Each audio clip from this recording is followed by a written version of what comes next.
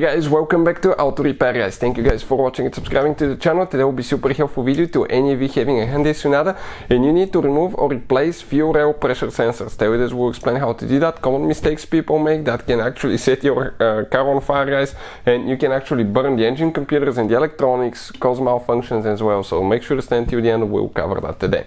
Before we start, let me tell you a little bit about us. Every single car we get at the garage, we try to make at least 200 to 300 free repair videos. Why we do that? Simply because our mission in the shop is to save you as much money as we can. All we need in return, please subscribe to the channel, like the video, that way we can keep making these absolutely free videos for you. Now, if you need to buy any parts tools for a good price and quick shipping, check out the link in the description of the video below. That's where we get all our tools and supplies from. So with that being said, let's explain what we have specifically here. This is a 2.4 GDI engine. In order guys, okay, to get to the fuel rail pressure sensor, okay, we'll need to remove the intake manifold.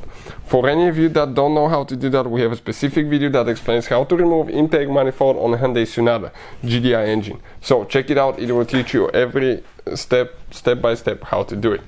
Another thing, you need to have the car battery disconnected, okay, due to two reasons. Okay, one, you'll be dealing with fuel. You don't want to have electricity because you can catch on fire. 2, work on cold engine. 3, have a fire extinguisher. But the car battery needs to be disconnected for the second reason, because you have the alternator, positive wire coming from the car battery, the positive wire to the starter, and that's your fuel rail pressure sensor. If you touch it guys, you will see sparks flying everywhere. You can catch your car on fire, you can short the electronics, engine, computer modules, and that can be expensive to fix.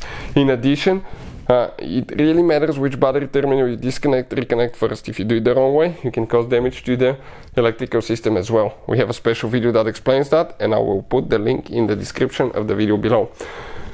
Always wear gloves and eye protection. You have enormous amount of pressure here. Ours, we pre-drain it so we don't make a mess here in the garage and we don't have to smell that gasoline, but do it in the open guys. Make sure you don't inhale fumes for a long time as well.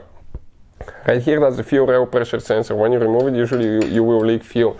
We need to disconnect the wire by pressing here, okay, and pulling it out. Now, you need to hold the rail, otherwise you can twist off that mount with a wrench so you don't break it. That's a common mistake people make as well, and you will have to replace your fuel rail. Now go ahead, grab the sensor and just unscrew it. At that point you will leak fuel, so get a rag or something to collect the fuel so it does not drip anywhere on the engine. And you can see it's about to come out.